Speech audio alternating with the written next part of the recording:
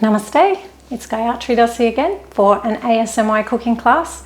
Today we're going to be making a key lime pie, a raw vegan gluten-free key lime pie. We've had a few requests for this particular recipe. We use it here a lot at the mantra room and it's always very, very popular. So here is the recipe. It's a very, very healthy, guilt-free dessert. So we're going to start with the base. We've got some dates here, so a cup of dates that have been soaked. These are just regular dried dates. If you want to use the medjool, you will not need to soak them first. You can just throw them in straight away. Make sure they're pitted, because that can be very problematic when you put them in your processor. So we've got one cup of soaked dates. Make sure you squeeze them out really well. You don't want too much moisture in them, or the base will be quite runny, which is not as nice. So pop the dates in there. And we've got 2 cups of nuts, any type of nuts to your liking. Pistachios are really nice with this key lime pie, but we had a whole heap of walnuts, so I thought I'd go with walnuts. You could have a mixture of 2 or 3 different types of nuts, as long as you use 2 cups.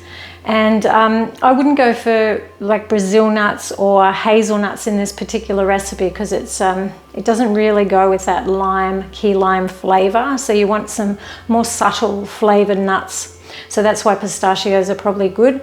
And the walnuts, of course, are pretty mild flavored as well. You could use pecans, but they may be a little stronger.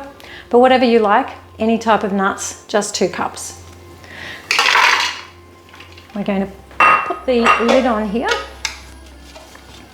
So you need a processor for this, otherwise you can just do it by hand by chopping the nuts up really fine and then mixing the dates through and the best you can. But a processor, of course, is going to be much easier and get better results.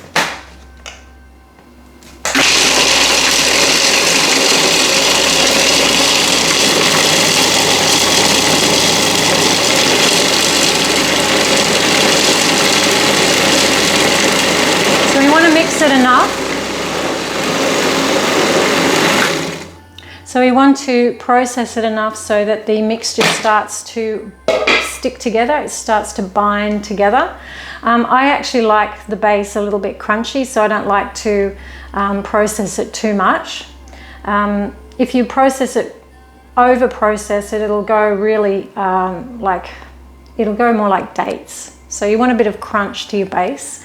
If you prefer a less crunchy base, you need to process the nuts first until they're quite fine, and then you add the dates next. And we're going with a crunchy base because I like crunch. So we're going to press them into, I've got a large cheesecake, or what do you call these things? The bottom comes out of it. There's a name for them, huh? Oh, spring form, yes, of course. So I've got a large spring form pan here. You need to, one that the bottom comes out of. Otherwise they're very, very hard to get out and probably not going to be the best outcome. So we're going to press that into the base. I've cut out a piece of baking paper just to fit into the base. So I've just cut it into a round shape. And we press that in really well. You can't really go too wrong with these raw sweets. That's what I like about them. They don't have to be exact. And you can, once you get the hang of it, you can just let your imagination go crazy, your creative abilities. Come up with some really fantastic creations of your own. It's very, very easy. It's just getting the hang of those first few recipes. And once you've done that, you will become very confident with these, because you can't go wrong. Even if they're a little bit runny, they come out of the freezer, so you just would not thaw them out so much. Just have them still partially frozen. I've had all sorts of things go wrong with my raw sweets, and nobody ever knows that anything is wrong with them. Okay, so we've got the base there now. That's the base. You can put it in the fridge if you want, or the freezer while you're making the filling. I'm not going to bother. It's quite cool here in Brisbane, so nothing's going to melt at the moment. So I'm just going to pop it over to the side while we make our filling. Okay, so we'll move on to the filling now, the cheesecake filling. I've got my Vitamix here. A high speed or a very strong blender like this is going to make the mix much smoother and creamier, but you can use a processor. You can use just a regular blender. It's just you're not going to have exactly the same outcome. The Vitamix, because it is a high-speed blender, it's going to really break those cashews completely down, so you would not be able to tell that there's any nuts in it. So this is a very, very simple recipe and very tasty. We've got, I've got some cashew nuts here. Now for these recipes, I always just use the pieces, the cashew pieces. They're much cheaper. We buy these for half a kilo for about $7.50, and the full cashews are much more expensive. So make sure they are raw cashews, and just the pieces. If you're using a high-speed blender, you don't need to soak them for too long, maybe an hour in hot water. Or if you are using a regular blender, I'd probably soak them overnight or for at least 6 hours, just so that they break down easier. So we've got 4 cups of cashews. It usually, they expand as you, after they've been soaked for a while. So you'll find that 4 cups is probably equal to around about 3 cups. So they will, expand with the water, with the moisture. So we've got 4 cups of soaked, drained cashew pieces. And I always like to give them a rinse as well. So once I've soaked them, I rinse them off with some water and then drain them very well. You don't want too much extra moisture in this filling so that it will set nicely.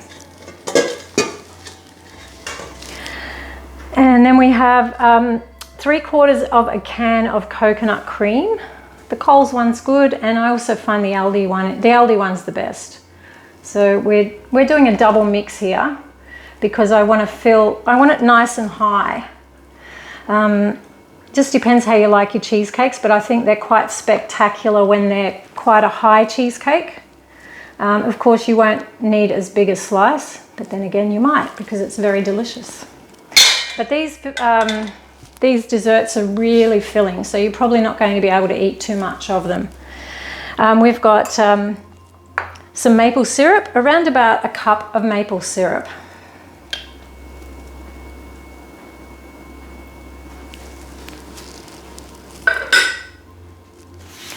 We've got some vanilla.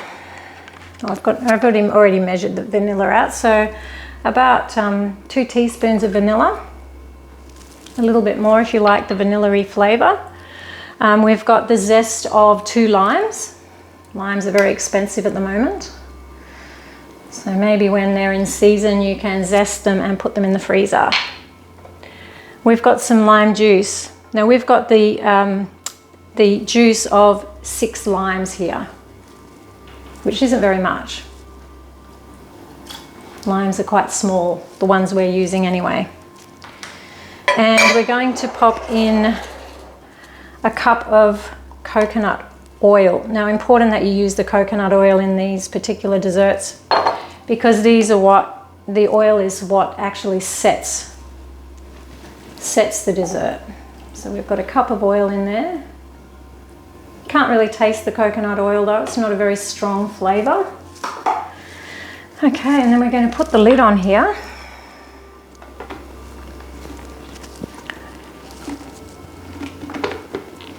Make sure it's on firm. And with high-powered blenders, you start off on a very low power. So it's probably going to get a bit loud now, so I won't talk for a moment. You just need to make sure that this is very, very creamy and it's all blended really well.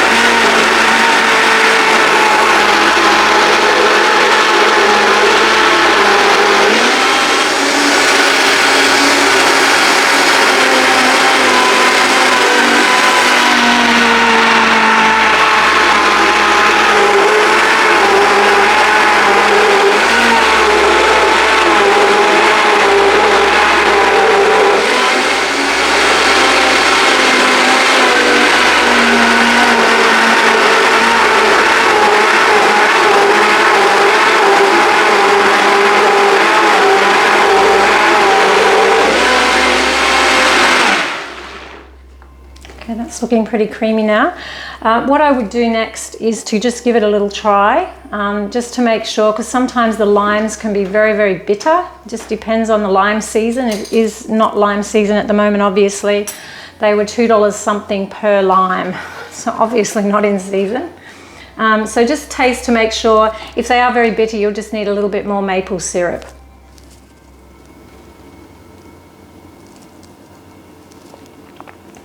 And that's perfect.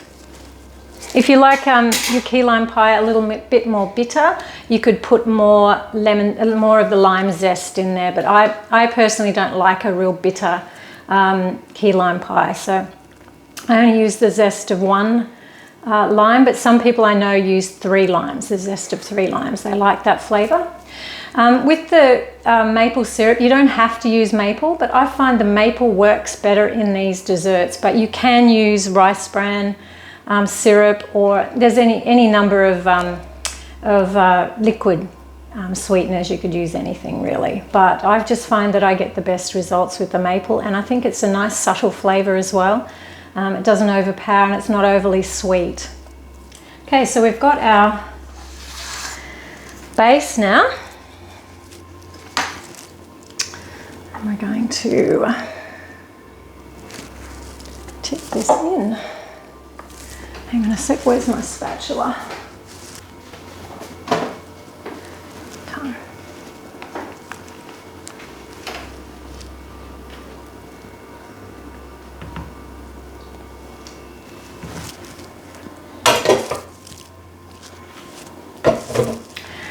So this should fill all the way almost to the top here.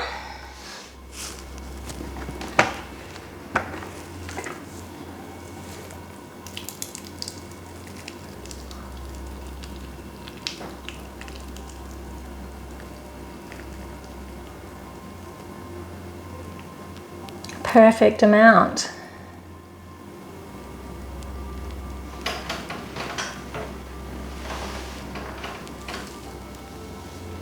It's pretty clean.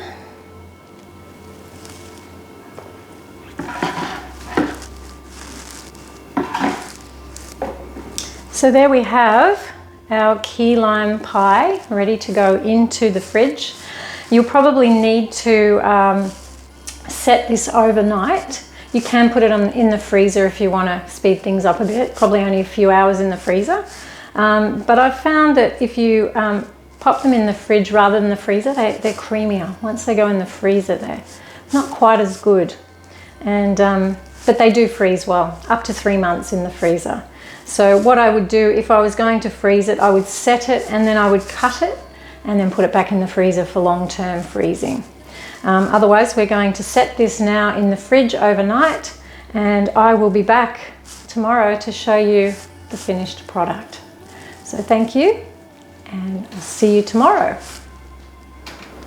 Well, tomorrow is here, and our cheesecake is beautifully set. So to take the spring form off the cake, you have to be very gentle with it. I just get a very sharp knife and slide it right around the cake first. If you just open it, it'll spring out and it'll pull the sides of the cake away, which you don't want. So look how nicely that is. It's beautiful. So just slide it right around the edge of the cake tin and then open it and lift it off very gently. So I've decorated it here.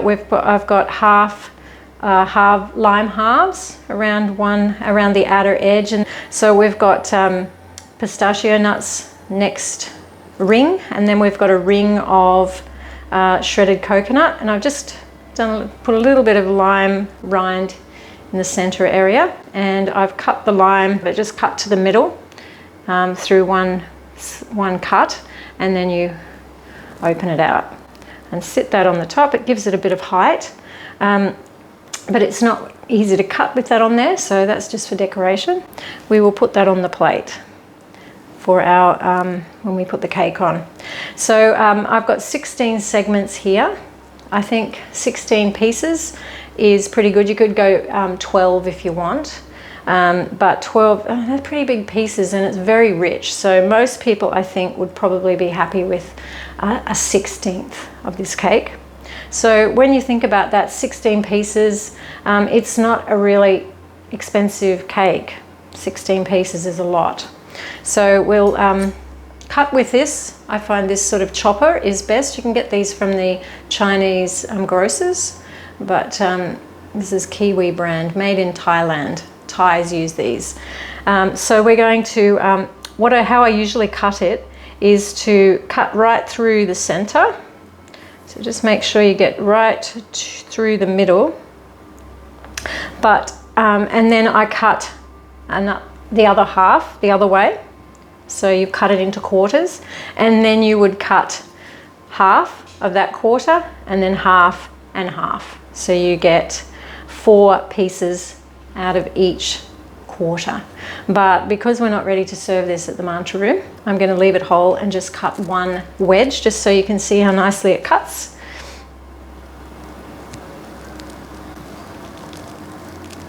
Now, if it's a good idea to, if you're cutting, like one slice will be fine, but if you're cutting the whole cake, see how that's gone all over the cake? It's best if you pop it into some hot water, which I'll do now. Just warm the knife up a bit, because that will continue to thicken up. It'll sort of catch on there, and the more that's on there, the more it'll catch, and you'll end up with big chunks of your cheesecake on the knife, and not a very nice look to your cheesecake. So just a nice sliver here.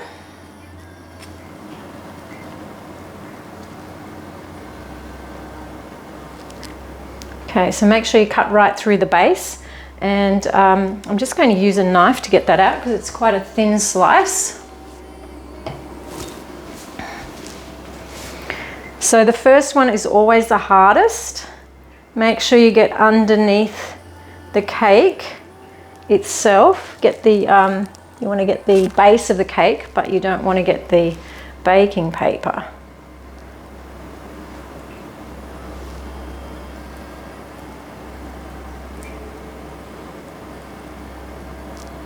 There you go. Just slide that off.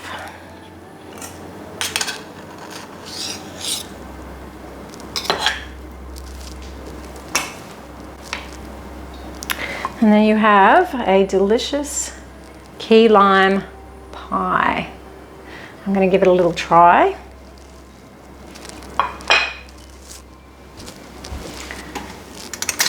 So it's good when you're actually making the mixture in the Vitamix. It's good to give it a little taste first. I don't know if I mentioned that, but give it a little taste if you need more lime or more sweetener in it.